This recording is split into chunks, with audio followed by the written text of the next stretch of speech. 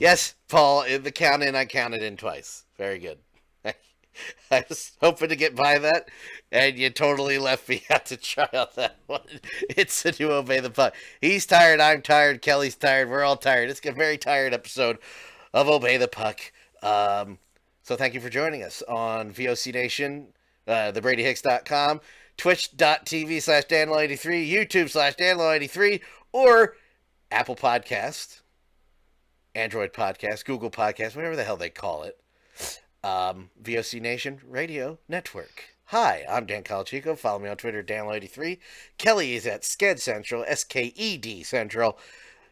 Paul is at PuckmanRI. In fact, his is the only one that pops up on screen. That's why I had to put the little thing in the corner that gives all our Twitter. I have it hooked up now.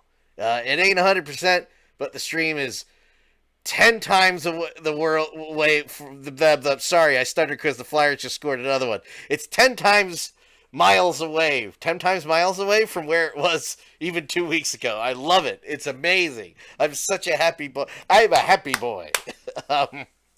Like, share, subscribe. Tell us how you think. So, before we get into anything, this is going to be kind of like a mixture of Stadium Journey and Obey the Puck. And it's all hockey related because, Paul, you were a busy man. A little bit of NWHL, a little bit of Beanpot, a little bit of everything this weekend for you, sir. I don't think I had a little bit of everything, man. I had a buttload of stuff. like you said, I was busy. It was kind of busy to be, so no complaints. Until this morning when I had to wake up at 6 a.m. for my real job. I'm not doing it. I'm leaving. It did not go so well. Yeah. I don't really drink much anymore, but man, this morning felt like I had gone on a bender.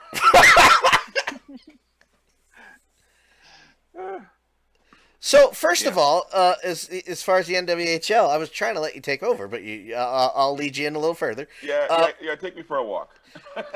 Well, I don't know. I was just watching on Twitch. I was watching on Twitch the NWHL All-Star this weekend, and you were, I guess we could call you, as far as the live crowd, the master of ceremonies, were you not? Indeed, man. Usually, I do for those of you who don't know, I do the PA announcing at the Boston Pride games. So I had the great honor for the All-Star game this weekend to do that job. So I was the PA guy for the NWHL skills competition on Saturday night and the All-Star game on Sunday. And boy, I have never worked so hard as a PA guy in my life, but boy, was it fun. So Saturday night was the skills competition. And usually I get, my script and when you do PA, you get a script. This is what we need you to say throughout the day. I didn't know that. Laid out, and it's time stamped. So at this time you read this, at this time you do this, and it goes through. And for a regular Boston Pride game, I'd say my script maybe 10 pages long. Oh boy! I got my script Saturday, 32 pages, and some of those pages said ad lib. So wait, let me cut you off right there. So is this is for? I don't know how to ask this question. I'm kind of interviewing you. Is that how it goes for in arena PA? Like if Wes Johnson, the Capitals, he follows not follows the script, but he has a script. I thought you just gathered your own information. I didn't know you were handed a script. Well, it's a little of both because I also do PA for UMass Dartmouth basketball, and it's the same thing. I get a script from them, I get the lineups, and I get these are the reads. UMass is a lot more relaxed. Sure. And these throughout the game, these are the sponsor ads that we want you to read. So I get basically for them, I get 2 pages. So it's because at this time, it's time to introduce the starting lineups, introduce the guy who's doing the national anthem. And then here's your NCAA sportsmanship read. So that basically it does that. For the Pride, and for, I'm assuming for a professional team, it's a little more specific because you need to organize music cues with PA reads, with the game, with the television and everything else. So everything is laid out as to when you're going to read or do this thing. So for an All-Star game, I don't know. My favorite part of an All-Star game is always the introduction of the teams. It's always really cool. So instead of just reading starting lineups, I had to introduce everybody and what team they're from and everything. So that was cool. So that took up a good 5 minutes. I actually recorded it. It sounded pretty good. Oh, And blow so there was, smoke. and Toot toot. since the Pride is not like an NHL arena, Warrior Ice Arena is decidedly low tech in comparison. Oh, sure.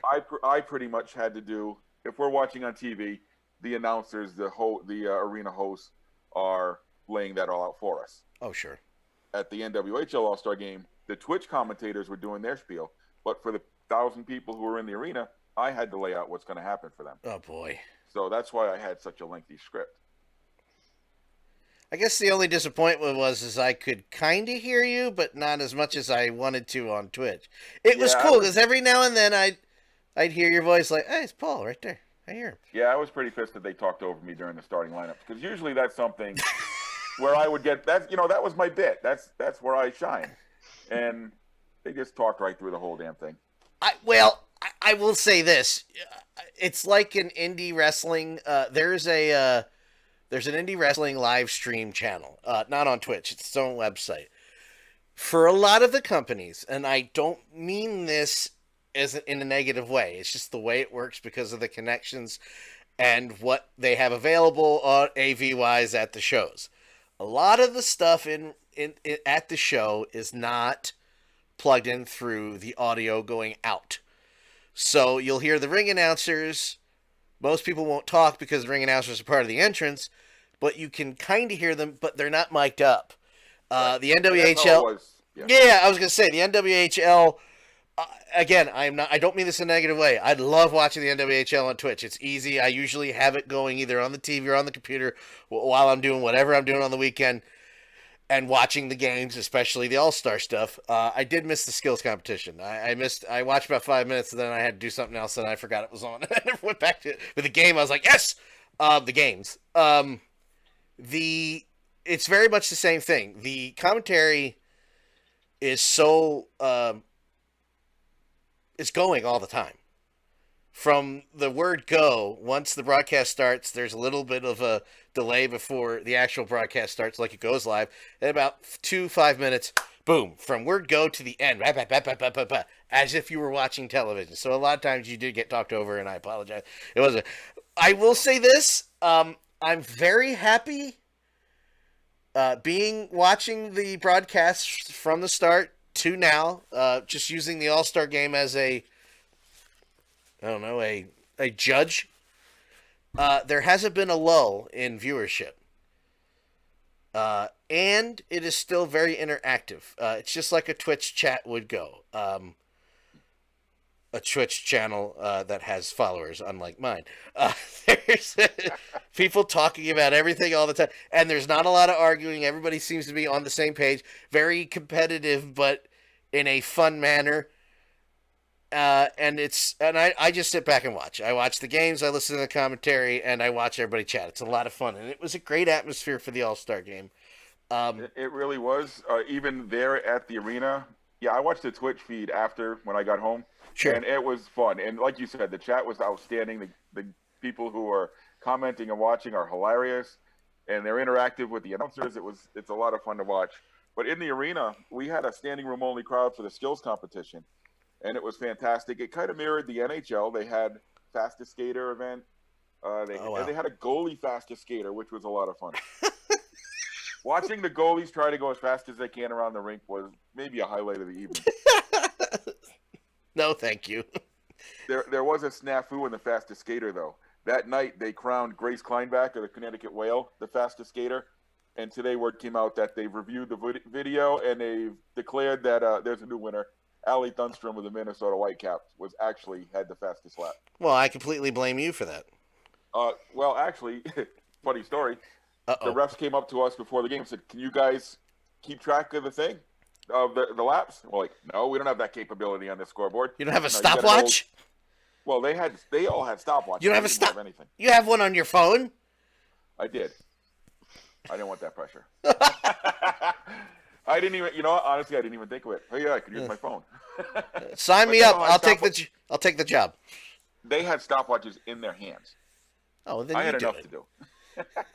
All right. So I guess somebody was a little slow or a little quick on the trigger finger and kind of mistimed everything. And actually, the normal the girl who usually does the scoreboard wasn't there that night, so we had a sub, and she couldn't figure it out. So I ended up doing the PA and the scoreboard. That was an extra wrinkle. We're earning your money. Yeah, my money. Yeah, I know. Yeah, so they had the fastest skater and with the goalie skate, that was cool. They had an accuracy shooting contest. Jillian Dempsey, all 4 targets in 9.69 seconds. Unbelievable. It's a shame women can't play hockey, right, Paul? Yeah, no kidding, huh? I don't know if Ray Bork's ever been that fast, and he won it like 10 years in a row. Look that up before you get an angry letter. Yeah. They had a hardest shot competition. Kaylee Fratkin won that. Her fastest shot was 73. A long way short of the women's record, but still 73 miles an hour. I was going to say, yeah. Here's another great story from the low-tech, low-tech leagues. They're getting ready to do the hardest shot competition, and we're wondering, how are they going to measure the hardest shot? And then I looked over to the far end of the rink, and there's the Pride's GM crouched down behind the net with a radar gun. That's how she recorded the things, and then they would radio us in the box, and we would announce it to them. Nope. Man, no, she was crazy. She didn't have a helmet on or anything. No, bullcrap, because I'm the one that's going to be standing behind the net when it goes through the back. Yeah, so Carolyn Pilch was the real MVP of the skills competition. Whew. Wow. And it was fun being the PA announcer because I got to joke around during the events. And it's great when you tell a joke and 1,000 people laugh at you, man. It's awesome. Hey, you're not known to be funny, so that's pretty good. Yeah. I'm kidding. And I got looks from the players and stuff when I was doing. And the announcers on Twitch gave me a couple shout outs. Hey, the PA guy's getting salty over there. Yes, I saw that. Yes, I heard. It was very funny. You got a few. I could tell my jokes are hitting because they actually raffled off seats in the penalty boxes. So I had an audience right next to me on either side. Oh, nice. And Great. every time I would tell a joke, they'd start laughing. NWHL, don't let it go to Paul's head, okay? Now I'm above average. Yeah. No.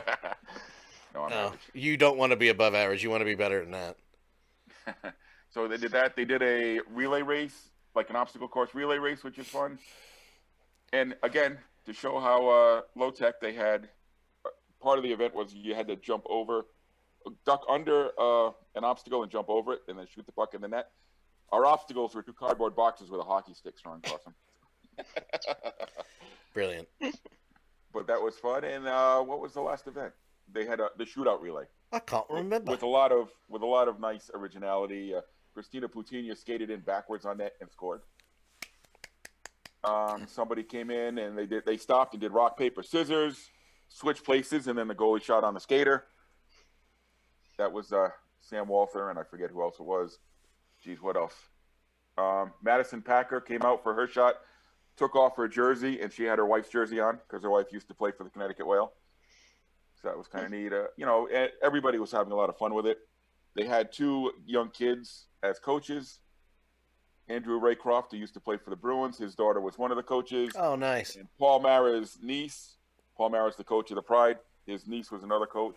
Everybody was eating chipwiches all over the place. I never got one. But... Oh, see, that's what I'm talking about. Everybody was like, "Oh, who cares about that sponsor?"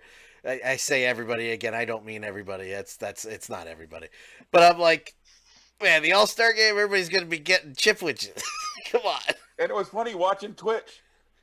The people in Minnesota didn't know what a chipwich was. Oh, they're going to now. Out there. Now they know.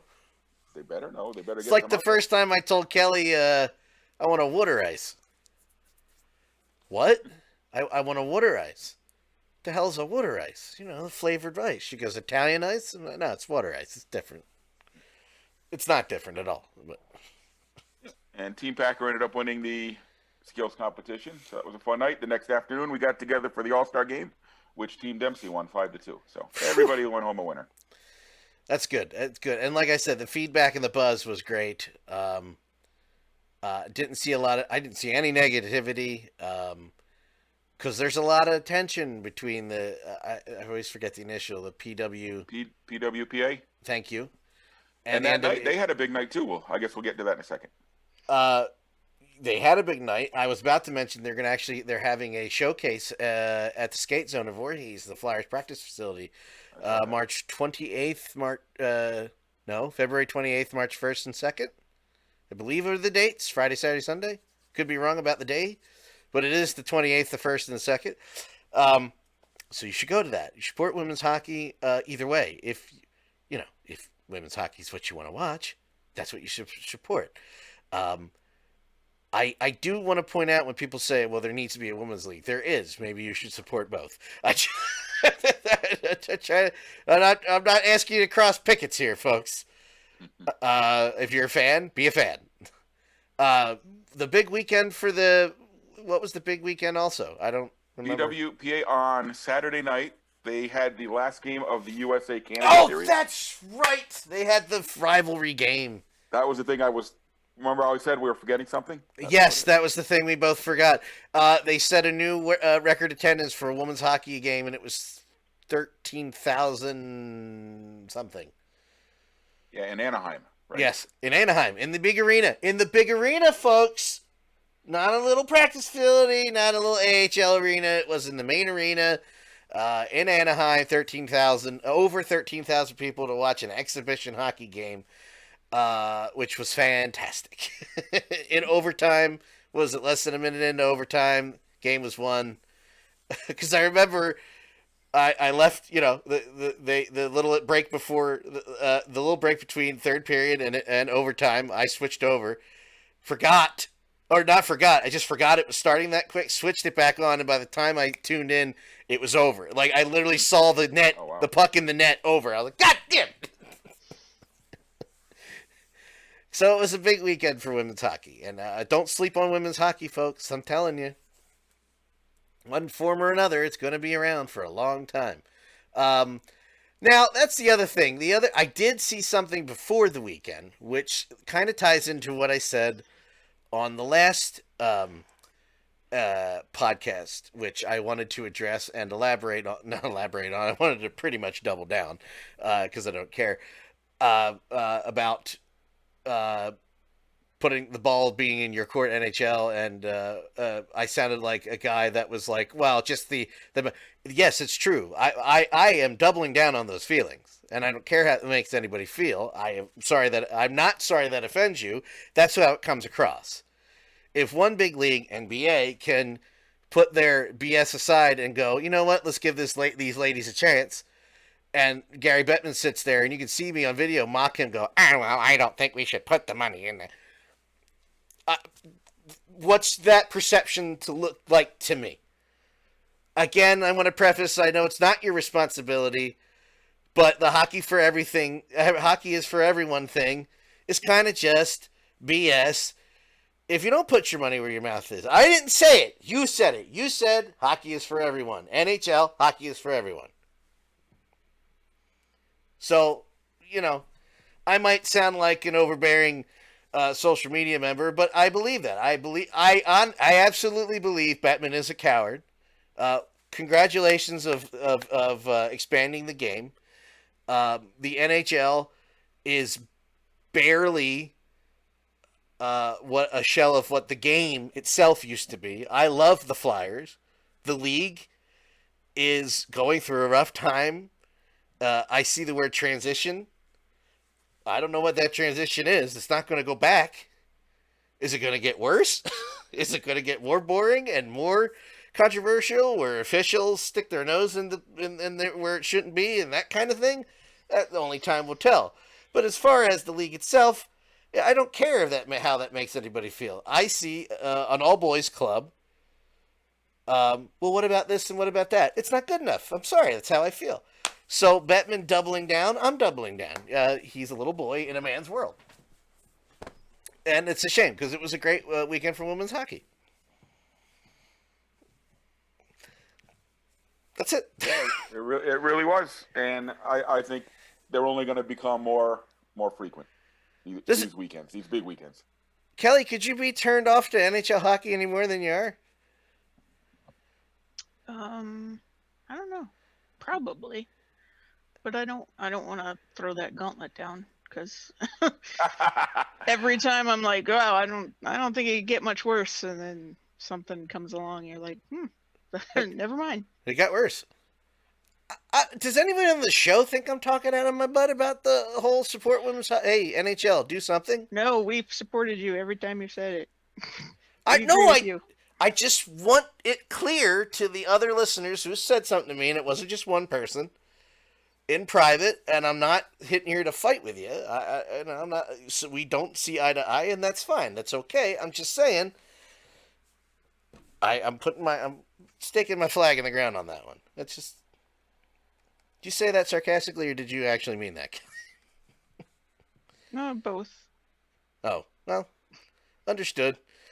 Uh, well, I mean, how do you, now that Bettman has said no, what do you think? What's next? I have no idea. I don't think they do either. So at least we're on equal ground. Well, that's true. That's very true. Paul, what do you think? Hey, I just want to read a text I just got from someone who's listening. Dave Cottney is listening to us. Oh, boy. And he says, in his opinion, one of the reasons why the WNBA worked better is they didn't compete directly. They're in different seasons. That might have something to do with it. That's not competition, Dave. That's not competition. The women's team are never going to play the men's team. Take that word out of that equation. That's BS. It's not possible to play a hockey league over the summer. Yeah, I was going to say you can't move a winter sport. Sorry, it's not the same thing. That cannot be part of the argument. You build the league together. You're in the same game trying to be successful. The NHL has a lot of more money than God. And water down your product. Whatever. That's fine. Don't expand the other one. That's cool. I'm just calling you out on it now. Yeah, I mean, and to answer your question, Dan, last week we talked about the two philosophies right now. The NWHL's philosophy of let's get this league with strong footing and make it viable, and then the PWPA, which their strategy says let's get somebody in here, let's get the finances from the NHL and make this work. But what's happening as a result is the NHL is doing neither. They're not supporting this side or this side. No, they're just sitting there like this. And as a result, you've got the two sides fractured now, and it's hurting any kind of momentum we could build. And I assume, and Kelly's going to go right after this, and I assume Gary just sits there with his head going, yeah, I like this. I like the fact they're fighting, because he's an a-hole. Anyway, Kelly, what were you going to say? I was just going to say to Dave's point, if the NHL is worried about a team that's playing in a 500-seat arena taking away from their audience during the same season, the NHL has far bigger problems. Well, in Florida, the women's team would kill it.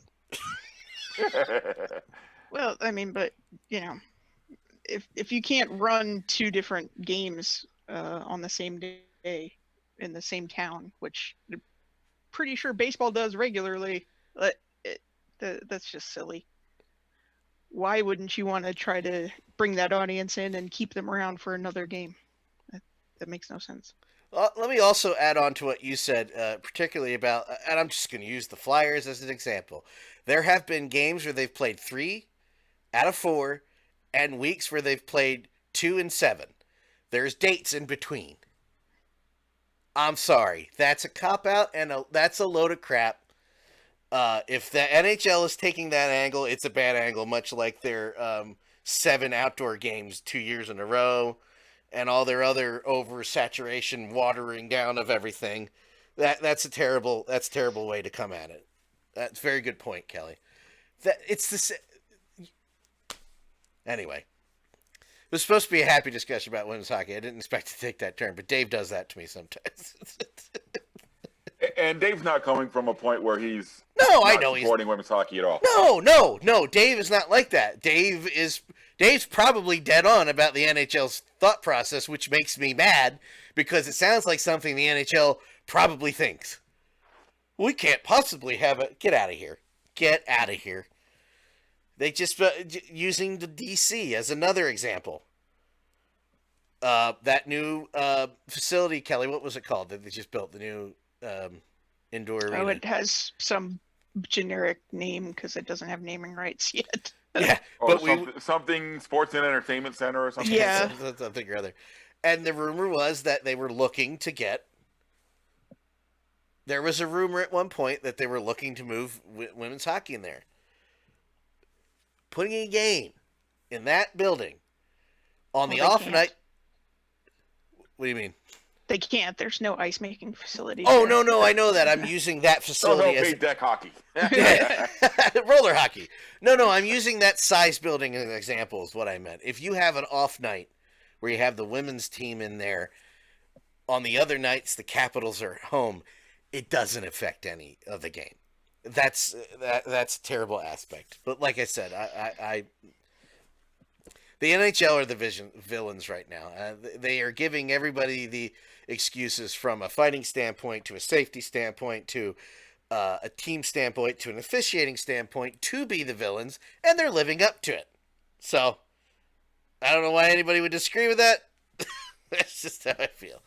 Well, they're the by far, which is weird to say, but by far, in my opinion, the most conservative league. Like they do not take chances, and I think a lot of that has to do with the complete lack of diversity up and down organizations and on the ice. I mean, like you don't have other opinions, so no one's like raising their voice in the actual board meetings with the commissioner. No one's like, what if we tried this, or have you ever seen this? Have you ever gone to a town where there wasn't a hockey team and seen the crowds at other sporting events? Go ahead, Paul. That's a great point, Kelly, because if you think about what leagues are the most progressive right now as far as, social issues and expanding their games, you got to look at the NBA and the NHL. And why? Just like you said, they're more diverse. They've got differing opinions, different backgrounds. The NHL traditionally has always been lagging behind the other leagues. Here's a good example. It's a cultural thing, yeah. Here's a good example. What month is it? Don't say February, Paul.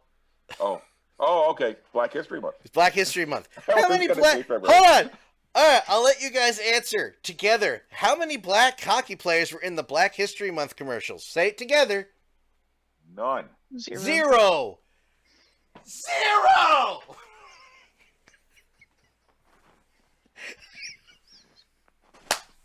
Okay, I rest my case. Next. Come on, guys. It's not...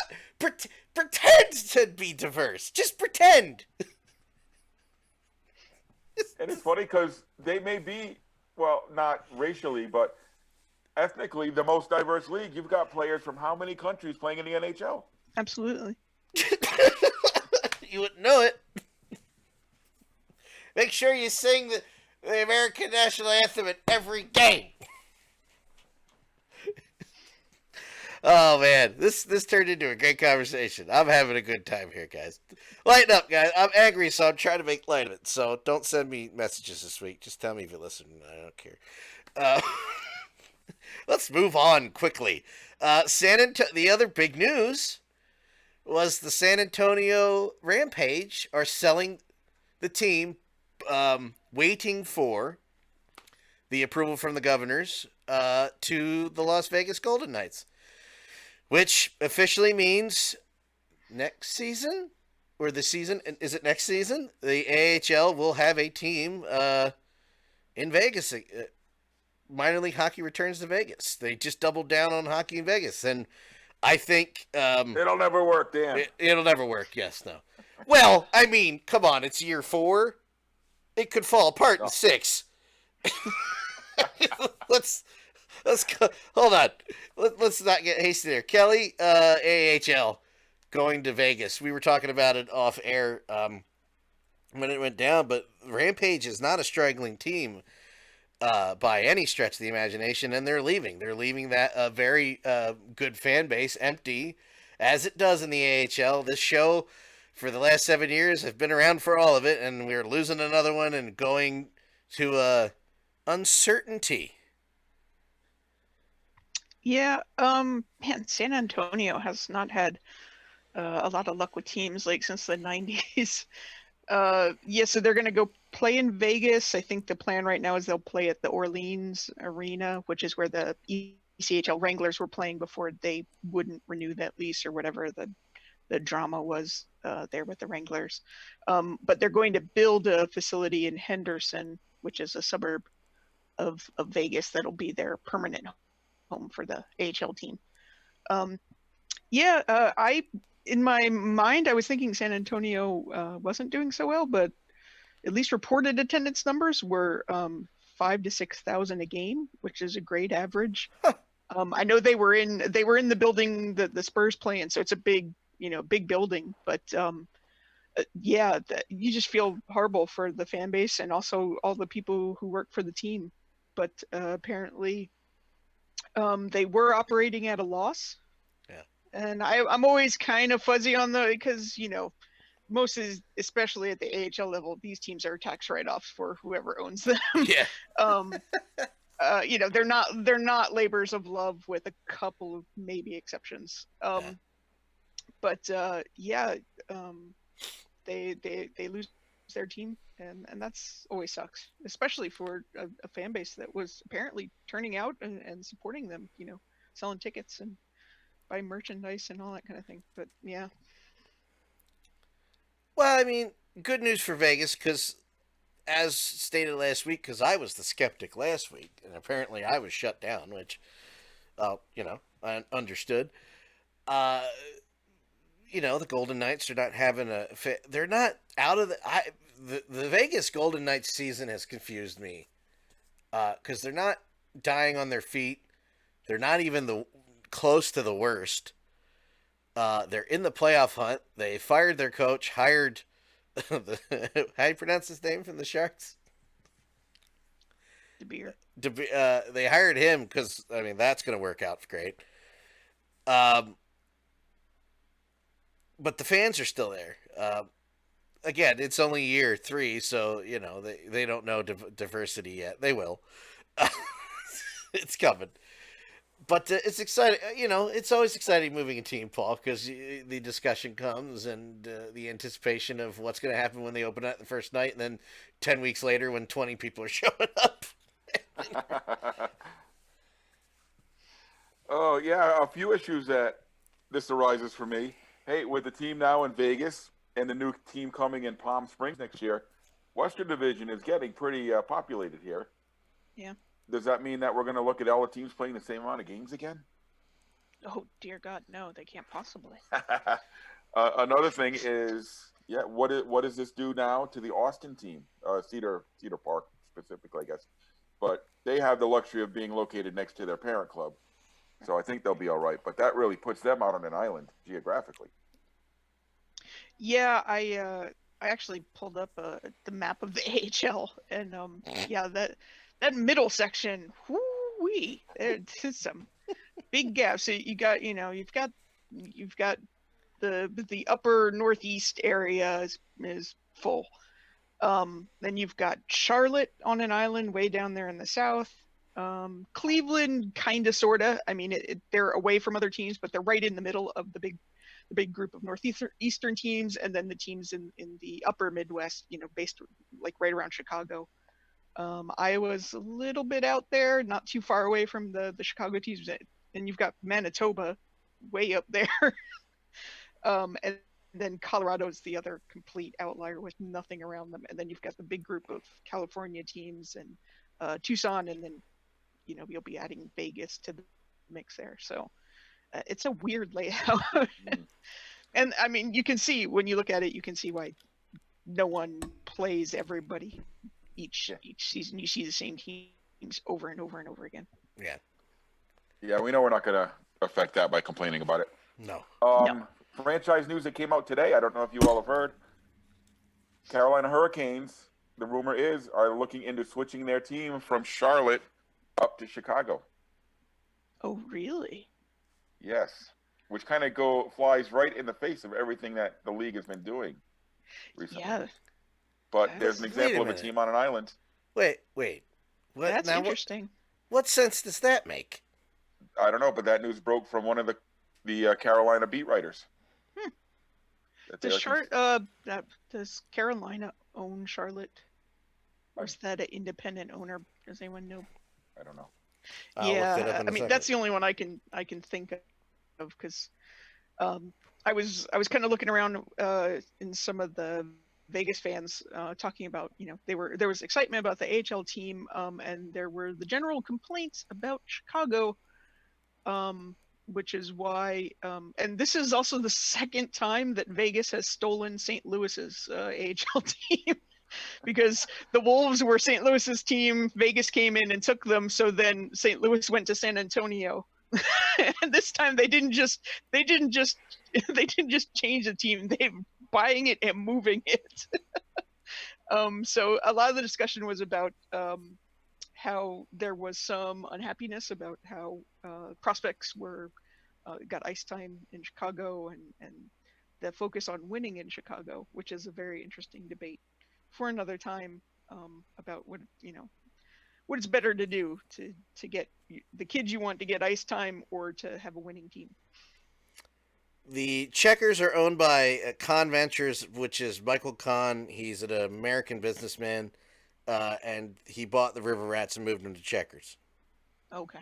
And Charlotte, he moved them to Checkers. That's a restaurant. He moved them to Charlotte. Well, that's where they have their post-game meals. Yeah, they're okay. Checkers. I wouldn't. I had their burger once. We're good. Good, Paul.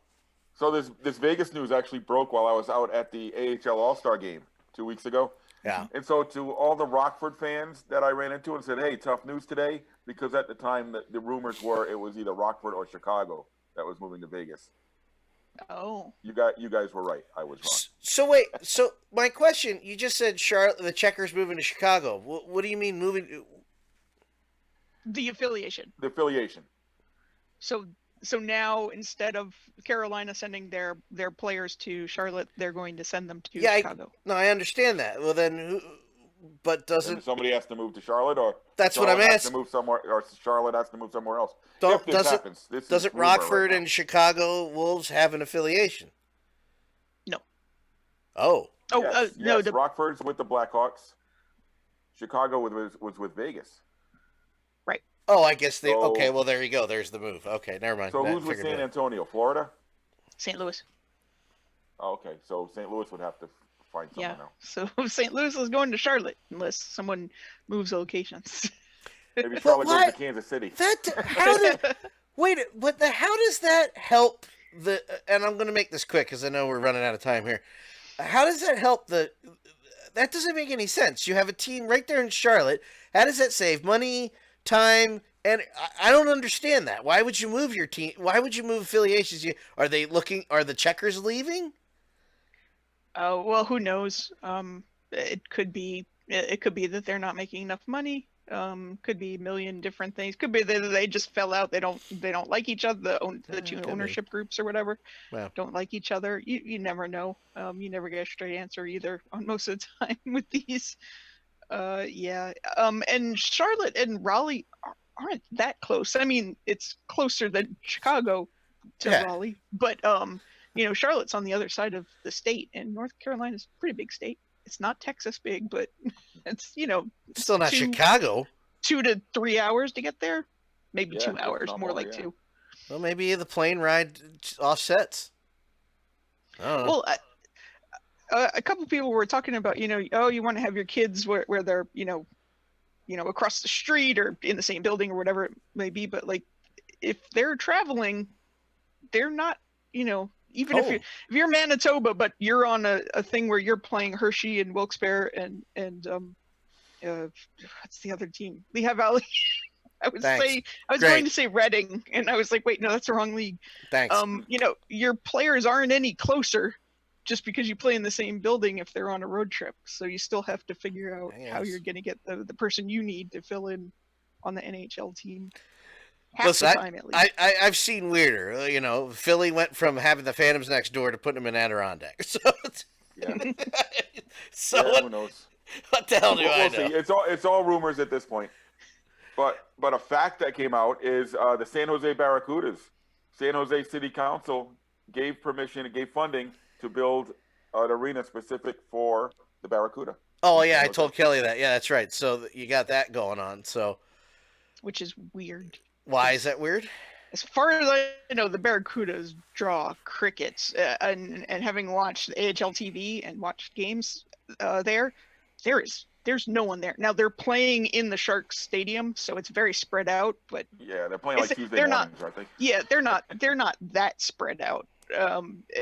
So someone sees an opportunity there.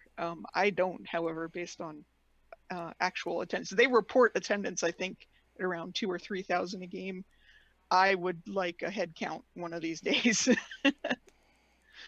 Well, are you saying that the AHL attendance records, which I was about to look up, isn't on the level? No. Hey, what are you saying? Oh, I do want to look this up real quick, and then we'll get out of here. Let's see. Yeah, it's a lot of moving and shaking in the AHL. Yeah, well, And I did hear, I don't know if it's actually official and these things come and go, but I did hear that there actually is going to be a new roller hockey league. Really? A professional roller. Bring hockey back league. the Bulldogs. Yes, ESPN2. The Barracuda, where the hell are they? They're at I the think we're bottom. going to see pretty soon, like all the AHL teams owned by their affiliates.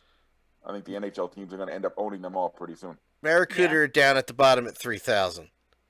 Yeah. They're 5 from the bottom. That look like Hockey DB.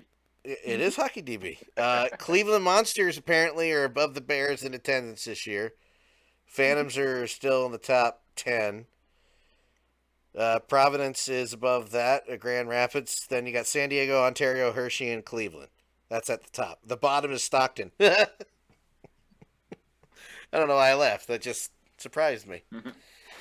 What did you think of, just a quick question, what did you think of the Ontario arena, Paul?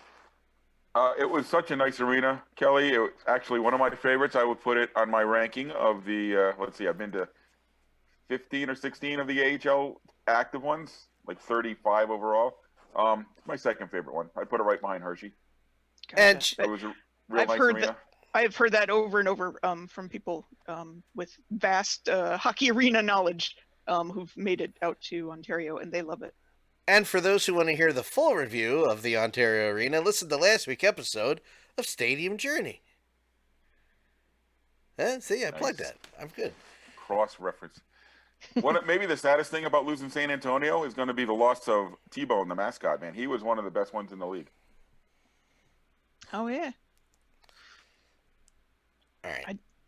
I always wonder about those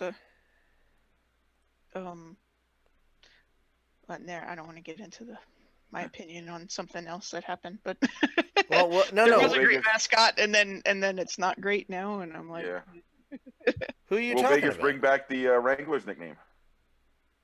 Well, hold on. No. What? You don't have to tell me what you were thinking, but what mascot are you talking about? well, that's saying it. So Oh, okay. Never mind. Is he chocolate? Kitty Coco? no, Oh, okay. that's just wrong on so many levels. Yeah, not having a fat chocolate. The Hershey Chocolate Town mascot needs to be chubby and cuddly and. Well, not only that, he's chocolate. a bear. Bears aren't thin; they're fat. Doesn't make any sense. Kelly, where can people follow you? Folks can follow me at Skid Central.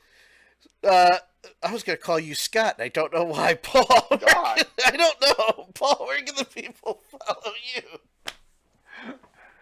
You follow me at FuckmanRI. Follow me. My name's Joe on Twitter at 10law83. Obey the Puck is on all social media platforms at Obey Puck Show. Obey the Puck. And as I said before, VOC Nation Radio Network, to look it up on your phone for podcasts, go to the BradyHicks.com on your web browser, or go to YouTube or Twitch TV, type in DaleLaw83 to see the videos there. For Paul Baker and Kelly Levy, I am the above average comedian Dan Calchico. We'll see you next time. Have a good